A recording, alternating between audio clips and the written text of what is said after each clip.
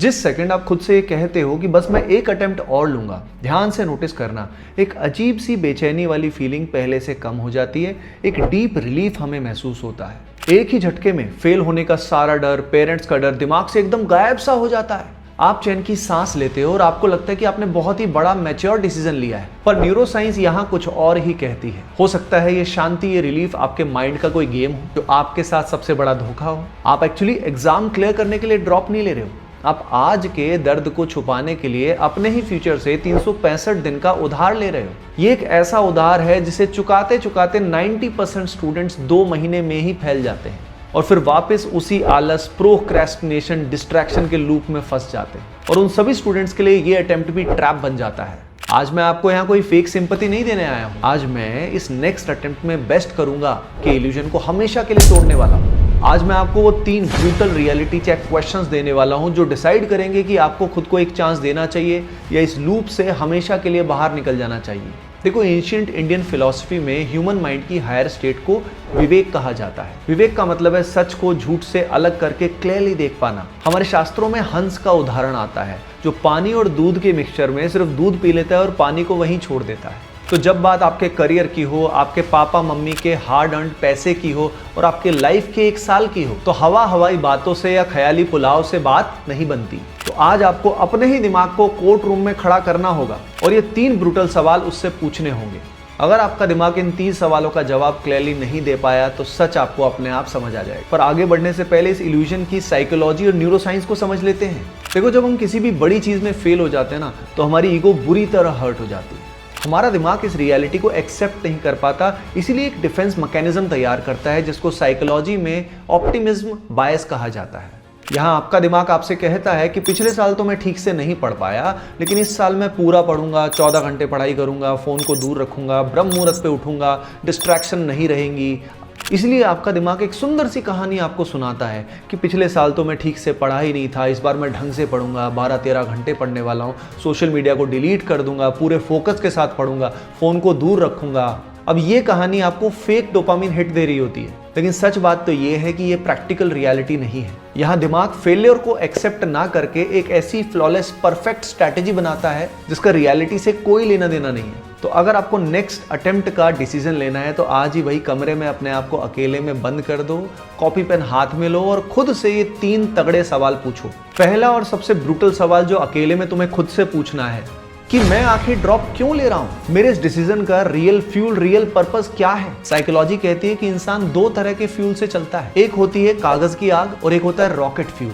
देखो, इसे हमें डीपली समझना है। जब हमारा रिजल्ट आता है तो पूरा परिवार डिसअपॉइंटेड होता है, रिश्तेदार ताने मार रहे होते हैं, कुछ एवरेज स्टूडेंट एग्जाम निकाल लेते हैं, तो आपकी ईगो बुरी तरीके से हर्ट हो जाती है। न्यूरोसाइंस इस बारे में ये कहता है कि जब भी इस तरह का कोई सेटबैक हमें महसूस होता है तो हमारे ब्रेन का एंटीरियर सिंगुलेट कॉर्टेक्स एक्टिवेट हो जाता है। ये दिमाग का वही हिस्सा है जो फिजिकल पेन के दौरान भी एक्टिवेट होता है। अब इस भयंकर दर्द और ह्यूमिलिएशन से बचने के लिए ब्रेन एक कहानी बनाता है और कहता है कि मैं ड्रॉप लूंगा और इस बार सबको अपनी औकात दिखाऊंगा। अगर ये सच है तो आप एग्जाम क्लियर करने के लिए नहीं, आप बदला लेने के लिए ड्रॉप ले रहे हो। वैदिक फिलॉसफी में इस फ्यूल को अहंकार कहा जाता है और अहंकार कागज की आग की तरह होता है। यानी कुछ दिन तो बहुत तेज चलेगा, यानी कुछ दिन तो 10 घंटे 12 घंटे पढ़ लोगे, लेकिन 2 महीने के बाद जब ये इमोशन फेड हो जाएगा तो एक कागज का फ्यूल भी धराशायी हो जाएगा।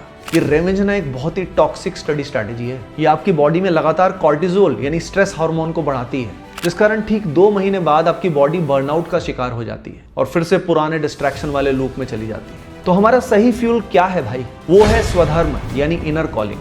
अब अपने स्वधर्म को पहचानने के लिए अभी के अभी अपनी आंखें बंद करो और एक मेंटल टाइम ट्रेवल करो। सोचो तुम्हारी लाइफ 4 साल आगे निकल गई है, तुमने ये अटेम्प्ट नहीं लिया, तो 4 साल के बाद क्या उस वक्त रात को सोते समय क्या तुम्हारे अंदर एक गहरा रिग्रेट छुपा होगा कि काश मैंने वो चांस लिया होता, काश मैंने अपना 100% पोटेंशियल एक लास्ट बार ट्राई किया होता? दुनिया के सबसे बड़े बिलियनियर्स इसको रिग्रेट मिनिमाइजेशन फ्रेमवर्क बोलते हैं।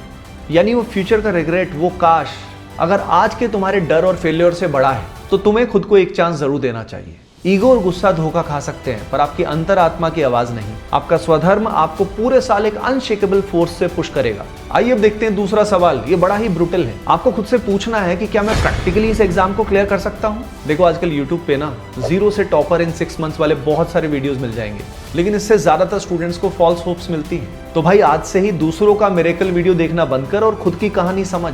क्या तुम्हें एग्जाम से रिलेटेड बेसिक कॉन्सेप्ट्स आते हैं? क्या तुम्हें एग्जाम के सिलेबस की बेसिक अंडरस्टैंडिंग है? क्या तुम लंबे समय तक पढ़ने का डिसिप्लिन दिखा सकते हो? ड्रॉप ईयर में स्टूडेंट सिर्फ एकेडमिक रीजन से फेल नहीं होता है, वो लोनलीनेस, डिस्ट्रैक्शन और फोकस लूज होने की वजह से फेल होता है। तो अगर तुम प्रैक्टिकली ड्रॉप करने की सोच रहे हो तो तुम्हें सिर्फ किताबें या रिसोर्सेज की जरूरत नहीं। तो अगर तुम प्रैक्टिकली ड्रॉप लेने की सोच रहे हो तो सिर्फ किताबों से बात नहीं बनेगी, तुम्हें चाहिए लॉन्ग टर्म फोकस। इसीलिए अगर आप लंबे समय तक बिना किसी डिस्ट्रैक्शन के पढ़ना चाहते हैं और अपने फोकस एंड कॉन्फिडेंस को बिल्ड करना चाहते हैं और डेली 30 मिनट्स डिवोट कर सकते हैं, तो आपके लिए हमने डिजाइन किया है 21 डेज संजीवनी ट्रांसफॉर्मेशन। ये ट्रांसफॉर्मेशन आपको बाकी स्टूडेंट से देगा कॉम्पिटिटिव एडवांटेज, क्योंकि आपकी प्रोडक्टिविटी पहले से कई गुना हो जाएगी। लेकिन ध्यान रखिएगा, ये ट्रांसफॉर्मेशन सिर्फ उन्हीं स्टूडेंट्स के लिए है जो सीरियसली खुद का बेस्ट वर्जन बनना चाहते हैं। इससे रिलेटेड सारे इंपॉर्टेंट लिंक्स मैंने डिस्क्रिप्शन में डाल दिए। अब देखते हैं तीसरा और आखिरी सवाल जो डिसाइड करेगा कि आपका ड्रॉप ईयर ट्रेजेडी होगा या सुपर सक्सेस। तुम्हें खुद से पूछना होगा, तुम इस बार ऐसा क्या करने वाले हो जो आपने पिछले अटेम्प्ट में नहीं किया था। एक बहुत बड़ा साइकोलॉजिकल ट्रैप होता है जिसे बोला जाता है फ्रेश स्टार्ट इल्यूजन। हमें लगता है कि ड्रॉप लेने के डिसीजन से हमारे पुराने सारे पाप धुल गए। हम एक नई कोचिंग ज्वाइन करते हैं, नया टाइम टेबल बनाते हैं और सोचते हैं अब सब कुछ बदल जाएगा, पर हमारे ब्रेन की बायोलॉजी ऐसे काम नहीं करती भाई। पिछले 1 साल में जो तुमने डिस्ट्रैक्शन के, प्रोक्रेस्टिनेशन के, ब्रह्मचर्य ब्रेक करने के जो न्यूरल पाथवेज बनाए हैं वो फिजिकल हैं, वो रातों रात डिलीट नहीं होंगे। यानी अगर एक इंसान को दीवार पर सिर मारने की हैबिट हो गई है लगातार बहुत महीनों से, बहुत सालों से, वैदिक साइंस में इस रूल को कर्म फल कहते हैं। यानी अब कद्दू का बीज बोकर सेब की उम्मीद नहीं कर सकते। यानी अगर आपको नया फल चाहिए तो आपको अपने कर्म यानी पूरा एक्शन प्रोसेस रूट लेवल से बदलना होगा। इसके लिए तुम्हें करना होगा पिछले साल का पोस्टमार्टम। यानी आपको ढूंढने होंगे ऐसे 3 से 4 मेजर रीजंस जिस कारण आप पिछले अटेम्प्ट में बेस्ट नहीं कर पाए। क्या तुम्हारा रिवीजन सिस्टम कमजोर था? क्या तुम किसी टॉक्सिक रिलेशन या फेक दोस्तों के सर्कल में फंसे हुए थे?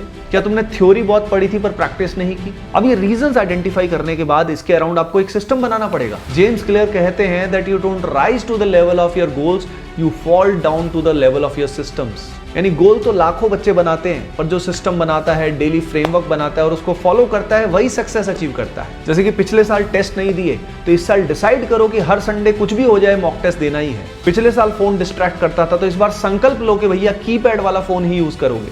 Shrimad Bhagavad Gita chapter 2 verse number 41 में भगवान श्री कृष्ण कहते हैं, व्यवसायत्मिका बुद्धि रेकेह कुरु नंदन। यानी जो भी लोग लाइफ में सक्सेसफुल होते हैं ना, उनकी बुद्धि व्यवसायत्मिका होती है, यानी अपने लक्ष्य पे पूरी फोकस होती है।